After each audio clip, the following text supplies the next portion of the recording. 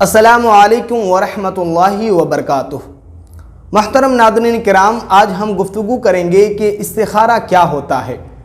اور استخارہ کی فضیلت کیا ہے، کیا استخارہ کرنا کسی حدیث سے ثابت ہے اور استخارہ کرنے سے فائدہ کیا ہوتا ہے اور استخارہ کس طریقے سے کیا جاتا ہے۔ اس لیے کہ ابھی یوٹیوب وغیرہ پہ اور کچھ جو دعا تعویذ اور گنڈے کرنے والے ہیں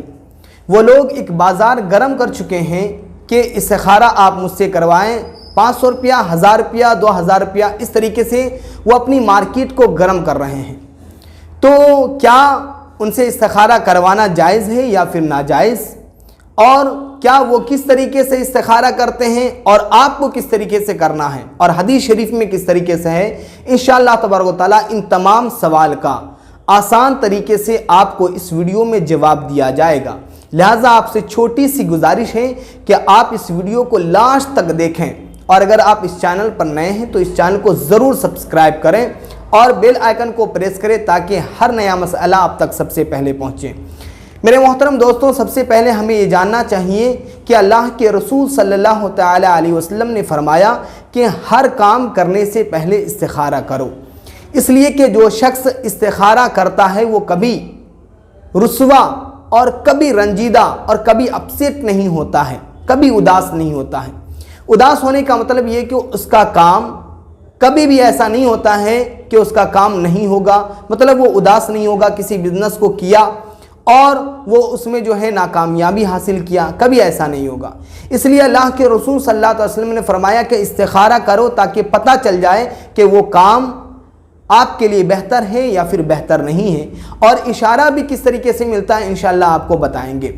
دیکھیے کہ استخارہ اللہ کے رسول صلی اللہ علیہ وسلم نے فرمایا کہ استخارہ جو ہے آپ کو ہر کام سے پہلے کرنا چاہیے۔ صحابہ کرام رضوان اللہ علیہم اجمعین فرماتے ہیں کہ اللہ کے رسول صلی اللہ علیہ وسلم بڑی ہی تاکید سے جو ہے استخارہ کا حکم دیا کرتے تھے کہ آپ استخارہ فرمائیں، اس لیے کہ اگر آپ صحابہ سے خطاب فرماتے کہ اگر آپ استخارہ کریں گے تو آپ کسی بھی کام میں اداس نہیں ہوں گے۔ تو محترم ناظرین کرام، اب رہی بات یہ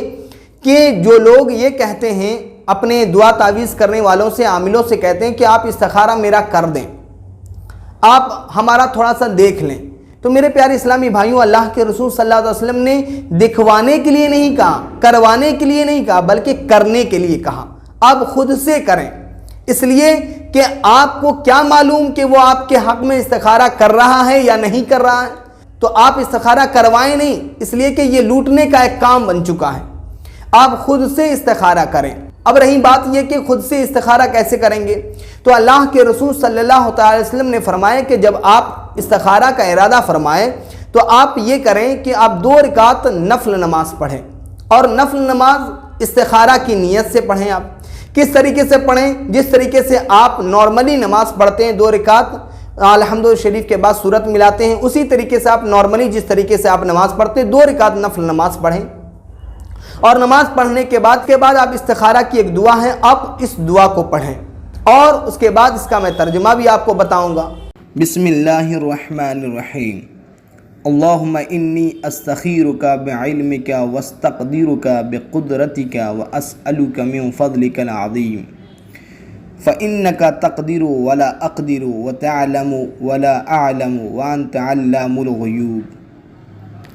اللهم إن كنت تعلم أن هذا الأمر خير لي في ديني ومعاشي وعاقبة أمري فاقدره لي ويسر لي ثم بارك لي فيه، وإن كنت تعلم أن هذا الأمر شر لي في ديني ومعاشي وعاقبة أمري فاصرفه عني واصرفني عنه واقدر لي الخير حيث كان ثم ارضني به۔ اور ترجمہ اس طرح ہے کہ اے اللہ، میں تجھ سے تیرے علم کے ساتھ خیر کا مطالبہ کرتا ہوں، اور تیری قدرت کے ساتھ قوت کا مطالبہ کرتا ہوں، اور تجھ سے تیرے عظیم فضل کا سوال کرتا ہوں،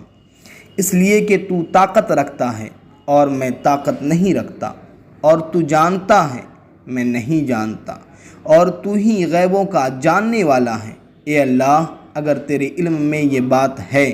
کہ یہ کام میرے لیے، میرے دین، میری معیشت اور میرے کام کے انجام میں بہتر ہے، تو اسے میرے مقدر میں کر دے اور میرے لیے اس کو آسان کر دے، پھر میرے لیے اس میں برکت ڈال دے، اور اگر تیرے علم میں یہ بات ہے کہ یہ کام میرے لیے میرے دین، میری معیشت اور میرے کام کے انجام میں برا ہے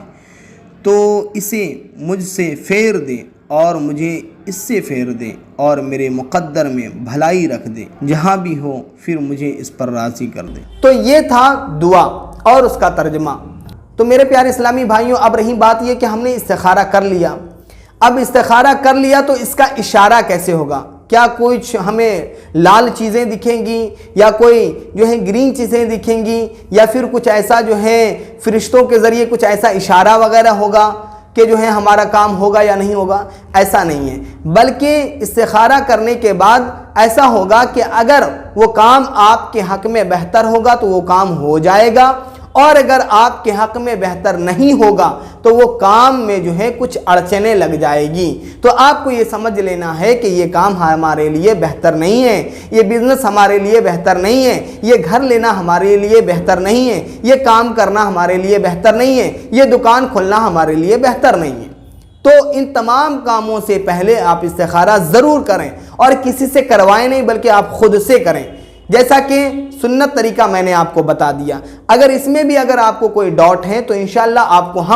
آپ کمنٹ کے ذریعے سوال کریں، انشاءاللہ آپ کو معقول جواب دیا جائے گا۔ السلام علیکم ورحمۃ اللہ وبرکاتہ۔